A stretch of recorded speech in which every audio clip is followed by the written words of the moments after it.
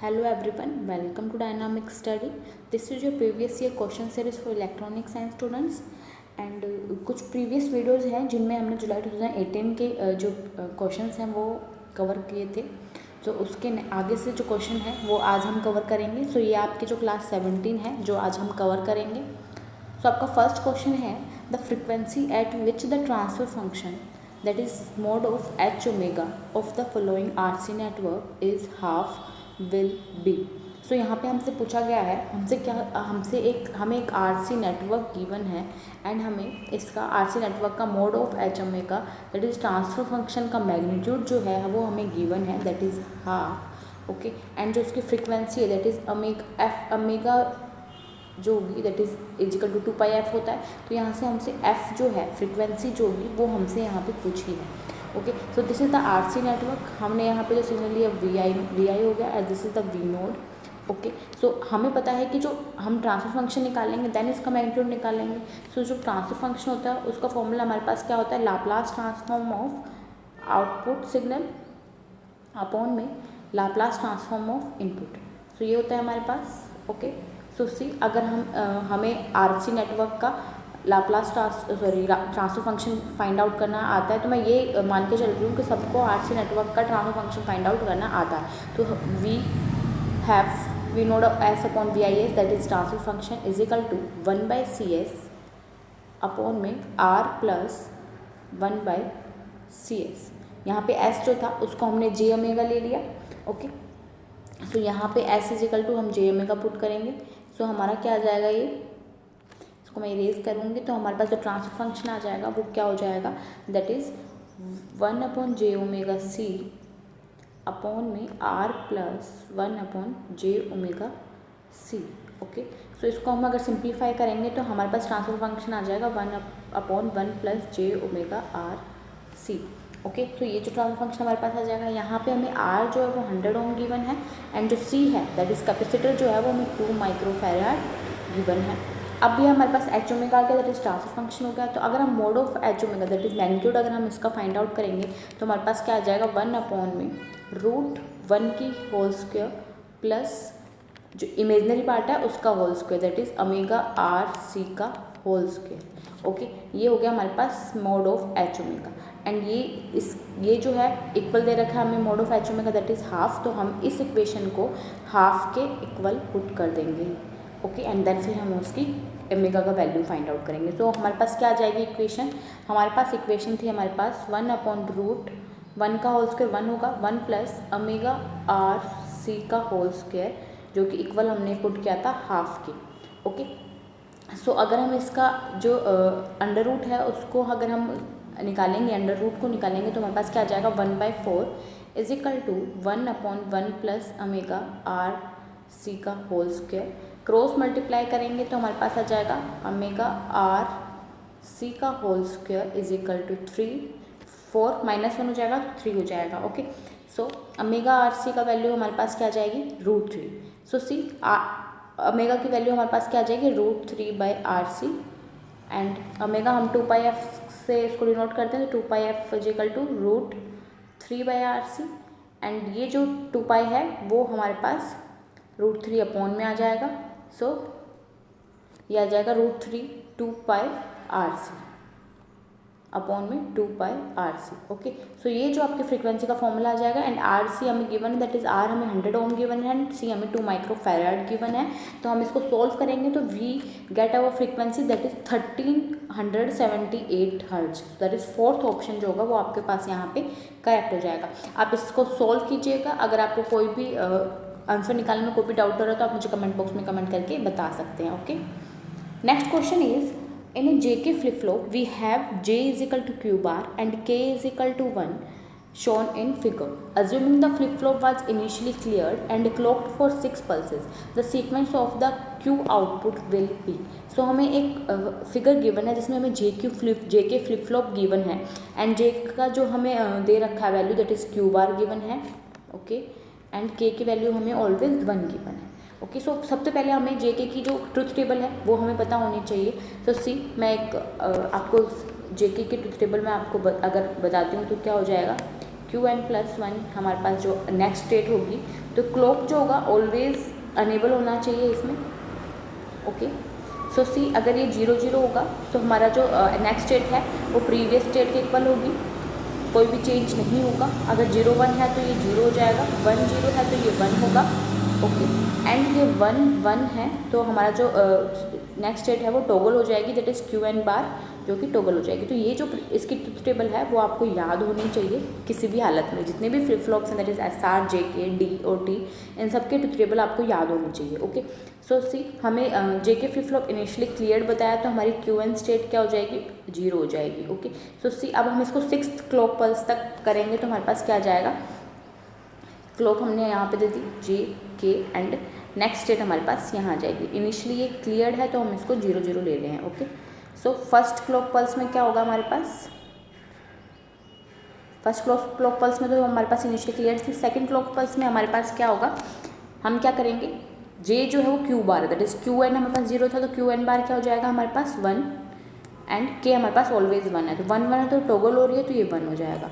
Third clock pulse में हमारे पास क्या होगा, ये 1 है तो क्यू बार 0 हो जाएगा, 1 है तो ये 0 हो जाएगा।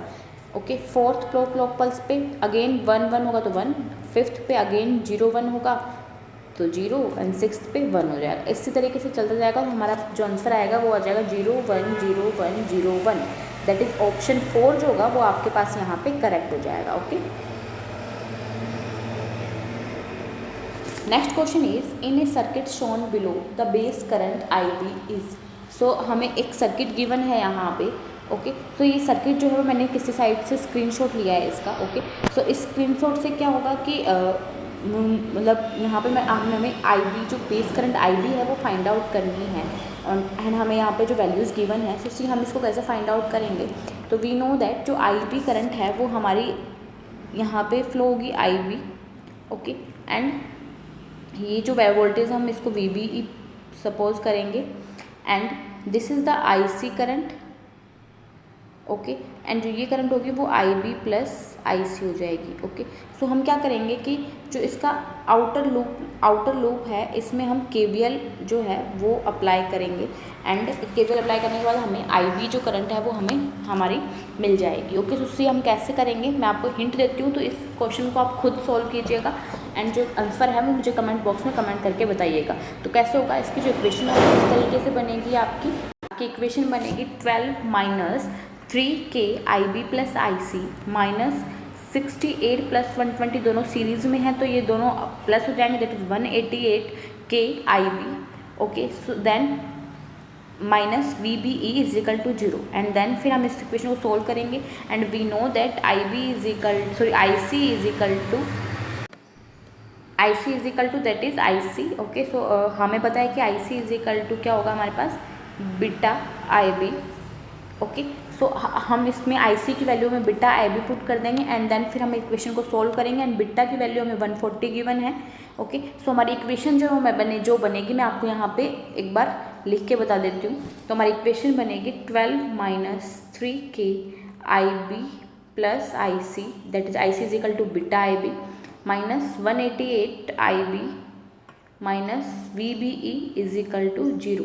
यहाँ पे हमने कुछ वैल्यूज़ पुट करनी है, I C is equal to beta I B, जहाँ पे बीटा हमें 140 गिवन है एंड वी बी ई जो है हम सपोज करेंगे यहाँ पे 0.6। ओके, तो ये जो है इस तरीके से हम आई बी की वैल्यू जो फाइंड आउट करेंगे तो इज इक्वल टू 0 में होगा ये, तो आई बी की वैल्यू हम फाइंड आउट करेंगे तो आई बी की जो वैल्यू है वो हमारे पास क्या आ जाएगी, that is option 1, that is 18.58 micro ampere. Okay, तो आप ये खुद से सोल्व कीजिएगा, सारा जो मैंने आपको हिंट दे दिया इक्वेशन मैंने आपको बता दिया, आप इससे खुद से सोल्व कीजिएगा।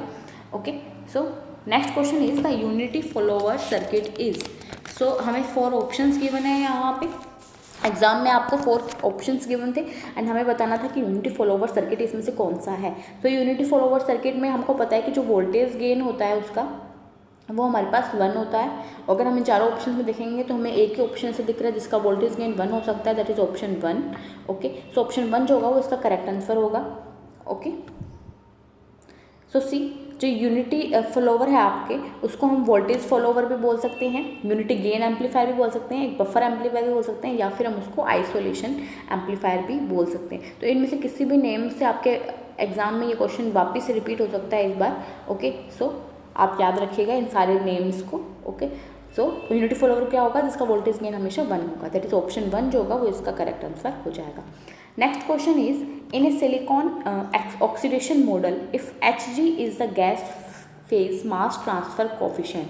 तो Hg हमें क्या गिवन है, that is gas phase mass transfer coefficient, and Cg हमें गिवन है oxidant concentration in the bulk of the gas, and Cs जो है वो ऑक्सीडेशन कंसंट्रेशन गिवन है adjacent to the oxide surface. The for steady state the gas phase flux can be expressed as। तो हमें steady state के लिए gas phase flux का जो फॉर्मूला है उससे वो पूछा है, तो वो हमारे पास क्या आएगा, हमारे पास उसका फॉर्मूला होता है Cg क्या होगा यहाँ पे, oxidation concentration in the bulk of the gas minus Cs यहाँ पे क्या होता है, oxidation concentration adjacent to the oxide surface, multiply में Hg हमें क्या है यहाँ पे, gas phase mass transfer coefficient. तो ये आपके पास इसका गैस फेज फ्लक्स जो है वो स्टेडी स्टेट पे इसका फॉर्मूला हो जाएगा। तो अगर हम ऑप्शंस में चेक करेंगे तो ऑप्शन थर्ड जो है, ऑप्शन सी जो वो आपके पास सही हो जाएगा। अगर हम ऑप्शंस में चेक करते हैं यहाँ पे तो ए एंड सी करेक्ट नहीं, सी करेक्ट है बट ए करेक्ट नहीं है, तो गलत हो जाएगा। Second is B is correct but B correct नहीं है। Third is C is correct but A is wrong, या सी आपका करेक्ट है बट ए रॉन्ग है, तो ऑप्शन थर्ड जो है वो आपके पास यहाँ पे करेक्ट हो जाएगा, okay. Next question is when acceptor impurities of concentration Na are added to a semiconductor crystal when n is the electron density in the conduction band and p is the hole density in the valence band, the ionized acceptors are given as। तो हमसे question में क्या बोला गया है कि हमें जो एक्सेप्टर इम्प्योरिटीज़ का कंसंट्रेशन गिवन है दैट इज़ Na, ओके, जो कि एक सेमीकंडक्टर क्रिस्टल में हमने ऐड किया है, उसकी जो कंडक्शन बैंड की इलेक्ट्रॉन डेंसिटी वो n है एंड वैलेंस बैंड की होल डेंसिटी जो है वो p है। तो हमें आयनाइज्ड एक्सेप्टर्स की वैल्यू जो है वो फाइंड आउट करनी है। तो हमारे पास क्या हो जाएगा इसका expression, that is Na/1+4 exponential of e⁻a minus EF upon KT, that is option A जो होगा वो यहाँ पे आपके पास करेक्ट हो जाएगा। तो ये 4 जो है वो डीजनरेटिव फैक्टर होता है आपके पास, एंड E जो है वो एक्सेप्टर एटम्स की एनर्जी है, F जो है वो फर्मी लेवल है आपके पास, ओके। सो आप ऑप्शन ए जो है वो आपके पास करेक्ट हो जाएगा। अगर हम ऑप्शंस में चेक करेंगे तो A and B are wrong, no, A आपका करेक्ट, तो रॉन्ग कैसे हो सकता है। Second is A is correct but C is wrong, या ए हमारा करेक्ट है बट सी रॉन्ग है, या second option is true, C is correct but D is wrong, no, D is correct but C is wrong, no. तो आपका यहाँ पे सारे ऑप्शन में सेकंड ऑप्शन आपका ट्रू है, तो second option is the correct answer, okay. Next question is what happens when return statement is executed in 8085 micro processor.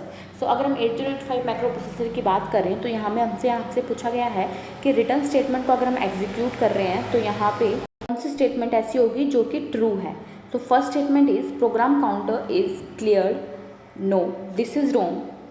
अगर हम रिटर्न स्टेटमेंट क्लियर कर रहे हैं तो हमारा रिटर्न स्टेटमेंट एग्जीक्यूट कर रहे हैं तो प्रोग्राम काउंटर क्लियर नहीं होगा, ऐसे कोई भी लॉजिक नहीं है यहाँ पे। Second is control is transferred from the subroutine to the main program, या सेकंड स्टेटमेंट इज ट्रू। जब हम रिटर्न स्टेटमेंट को एग्जीक्यूट कर रहे हैं तो हमारा जो सब रूटीन जो है कंट्रोल जो है वो सब रूटीन से मेन प्रोग्राम में ट्रांसफर हो जाता है, रिटर्न वापस रिटर्न हो जाता है, okay. So third is returning address is loaded into the accumulator, no. Fourth statement is returning address is loaded into the program counter from the top of the stack, या fourth statement is true. तो आपका B and D statement है वो correct हो जाएगा। तो अगर हम ऑप्शन में चेक करेंगे दैट इज ऑप्शन सेकंड होगा, वो आपके पास करेक्ट हो जाएगा, okay. Next question is which of the following statements are true in case of pulse code modulation. तो हमें पीसीएम के रिगार्डिंग कुछ स्टेटमेंट्स गिवन है एंड हमें फाइंड आउट करना है कौन सी स्टेटमेंट ट्रू है और कौन सी फॉल्स है। So first statement is if the number of bits per sample is increase from n to n+1 the SQNR ratio would be 6 dB, या दिस इज ट्रू। अगर हम हमारा SN रेशो हमें पता है 3/2 2⁻2n होता है, अगर हम n की जगह n+1 पुट करेंगे तो हमारे पास ये 6 dB हो जाएगा, ओके। सो हमारे पास ये ऑप्शन फर्स्ट स्टेटमेंट है वो करेक्ट है। Second is the quantization noise depends on sampling rate, no, this is जो है वो रॉन्ग है, बिकॉज कि जो हमारा क्वांटाइजेशन नॉइज़ है उसका क्वांटाइजेशन नॉइज़ के फॉर्मूले के फॉर्मूला होता है, क्वांटाइजेशन नॉइज पावर का फॉर्मूला हमारे पास होता है डेल स्क्वायर बाई 12, और जो डेल यहाँ पे है वो है हमारे पास step size, quantization step size. तो जो क्वांटाइजेशन नॉइज है वो स्टेप साइज पे डिपेंड करता है, ना कि सैम्पलिंग रेट पे। तो जो आपकी सेकंड स्टेटमेंट है वो रॉन्ग हो जाएगी। Third statement is the main advantage of PCM is that it possesses better performance in presence of noise. Yeah, this is also correct. Fourth statement is if the number of quantization level increase from 4 to 64, the bandwidth increase by a factor of 4. No, this is wrong. Okay, so आपकी A and C statement correct है, तो आपका second option जो होगा वो आपके पास correct हो जाएगा। Okay, next question is in a voltage series feedback amplifier with load RL, if Ri is the input resistance without feedback then the input resistance with feedback is. So हमसे क्या बोला गया है कि एक वोल्टेज सीरीज फीडबैक एम्पलीफायर हमने use में लिया है जिसका लोड रेजिस्टेंस है RL एंड इनपुट रेजिस्टेंस हमारे पास Ri है। ओके, तो ये हमें विदाउट फीडबैक गिवन है। अगर हमें विद फीडबैक के साथ हमें इनपुट रेजिस्टेंस फाइंड आउट करना है तो हमारे पास क्या आएगा, Ri/1 plus beta AV। Okay, so हमारे पास यहाँ पे बीटा जो है वो हमारे पास फीडबैक फैक्टर हो जाएगा एंड AV वोल्टेज गेन हो जाएगा। तो अगर हम ऑप्शन चेक करेंगे दैट इज ऑप्शन सी जो होगा यहाँ पे करेक्ट हो जाएगा। अगर हम ऑप्शन चेक करेंगे तो first option is given as option A and C are correct. No, because A जो है वो रॉन्ग है बट C तो करेक्ट है बट A रॉन्ग है। Okay, so first option is wrong, second is B and D are wrong, या B and D are wrong, third is A and D are wrong and fourth is C and A are wrong. So fourth आपके पास correct नहीं होगा। Okay, सो यहाँ पे आपको as a NTA पर NTA आपको यहाँ पे जो ऑप्शन था वो सेकंड ऑप्शन यहाँ पे आपको गिवन है that is option B and D are wrong. Okay, तो करेक्ट जो आपको होगा तो वो हो जाएगा Ri/1 plus A beta AV। Okay, तो यहाँ पे एज पर NTA एग्जाम आपके पास सेकेंड ऑप्शन जो था वो करेक्ट था। Okay, next question is magnetron is first is O type tube, second is a low power device, third is high power device and fourth is an oscillator. So इनमें से कौन सा correct option correct होगा? So first is magnetron जो है वो एक M type tube है, ना कि O टाइप ट्यूब। सो फर्स्ट स्टेटमेंट जो होगा वो गलत हो जाएगा। जो मैग्नेट्रॉन है वो हमारे पास M टाइप है। Okay, second is a low power device. तो मैग्नेट्रॉन जो है वो एक हाई पावर डिवाइस होता है, तो लो पावर डिवाइस वाला जो स्टेटमेंट है वो गलत हो जाएगा एंड हाई पावर वाला जो है वो सही हो जाएगा।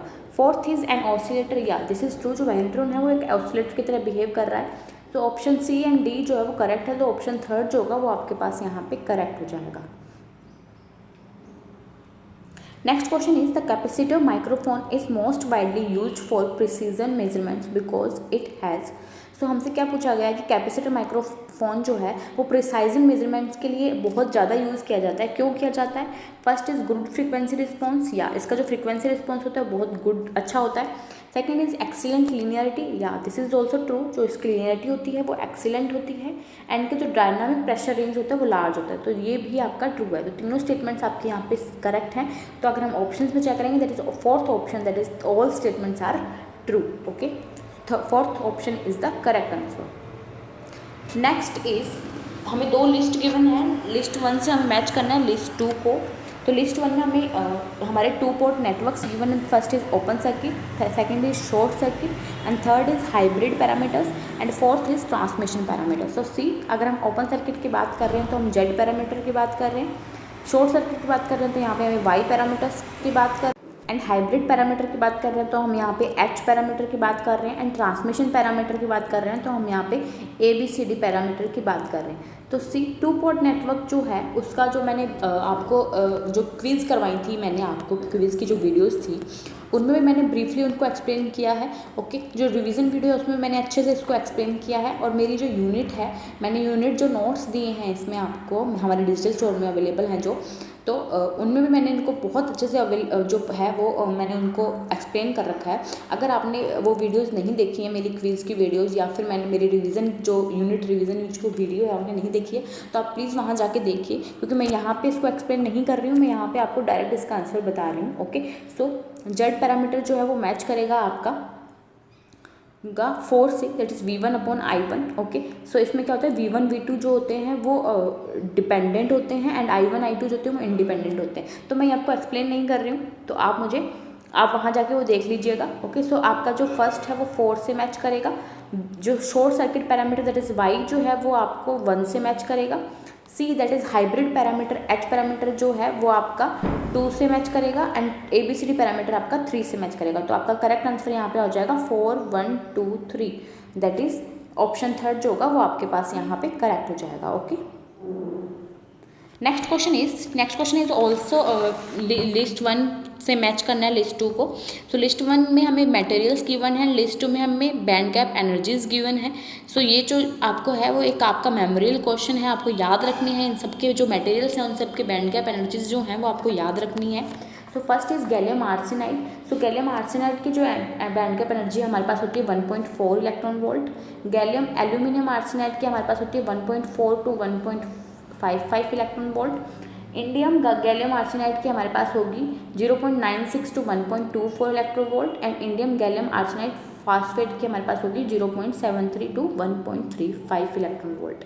सो ये चीज़ आपको याद रखनी है, तो आपके पास करेक्ट आंसर हो जाएगा 4 3 2 1, दैट इज ऑप्शन 1 जो होगा वो आपके पास करेक्ट हो जाएगा। Okay, next question is assertion and reason question. So our assertion is in 8086 microprocessor, ALE is provided by the processor to latch the address into the 8282 or 8283 address latch. So see, assertion हमारा क्या बोल रहा है कि 8086 micro processor जो है हमारा, उसमें जो एड्रेस लैच एनेबल पिन जो होती है वो इसलिए प्रोवाइडेड होती है ताकि जो प्रोसेसर है वो 8282 या फिर 8283 एड्रेस लैच में एड्रेस को लैच कर सके। तो हमारा असर्शन जो है वो एकदम सही है। Reason is whenever the processor sends a valid address on the multiplex AD node to AD15 lines, it also makes the ALE high. So reason आपका ट्रू है कि जब हमारे पास अगर हमारा मल्टीप्लेक्स एड्रेस पे हमारा वैलिड एड्रेस प्रोसेसर सेंड करता है तो हमारा जो एड्रेस लैच एनेबल पिन है वो हाई हो जाता है। तो हमारा reason is the valid reason for our assertion, and assertion and reason is the are the individual true. So option A जो होगा वो आपके पास करेक्ट हो जाएगा। Okay, next question is the magnetic flux per unit length through a loop of small length is called the magnetic flux density. तो हमसे assertion क्या बोल रहा है कि जो magnetic flux per unit length है through a loop of small length is called the magnetic flux density. No, this is not true. जो magnetic flux density की जो definition है वो यहाँ पे wrong है. Reason is the direction of magnetic flux density is taken as the normal to the plane of the loop when oriented to enclose magnetic. सो यहाँ पे डायरेक्शन जो होती है मैग्नेटिक फ्लक्स डेंसिटी की वो गिवन है as the normal to the plane of the loop when oriented to enclose maximum flux. So reason जो है वो करेक्ट है बट असर्शन जो है फॉल्स है। सो ऑप्शन डी जो होगा वो आपके पास करेक्ट हो जाएगा। ओके, सो आपकी जो मैग्नेटिक फ्लक्स डेंसिटी की जो डेफिनेशन है वो आपके पास क्या होगी, मैग्नेटिक फ्लक्स डेंसिटी जो होगी is defined as the to force acting per unit current per unit length on a wire placed at right angles to the magnetic field. So आप इनको इस डेफिनेशन को नोट कर लीजिएगा। ओके, सो इसमें जो वायर्स होती हैं वो राइट एंगल्स पे प्लेस्ड होती हैं, इसलिए इसकी जो डायरेक्शन होती है मैग्नेटिक फ्लक्स डेंसिटी की वो नॉर्मल ली जाती है to the plane of the loop. Okay, so आपका जो रीज़न है वो ट्रू है बट असर्शन जो है वो फॉल्स हो जाएगा। तो ऑप्शन डी जो होगा वो आपके पास करेक्ट हो जाएगा। Okay, so that's it. अगर आपको कोई भी इन क्वेश्चंस में डाउट हो, अगर आपको कुछ समझ नहीं आ रहा हो तो आप मुझसे कमेंट बॉक्स में पूछ सकते हैं उस चीज़ को। Okay, so thank you, keep on watching, keep on learning.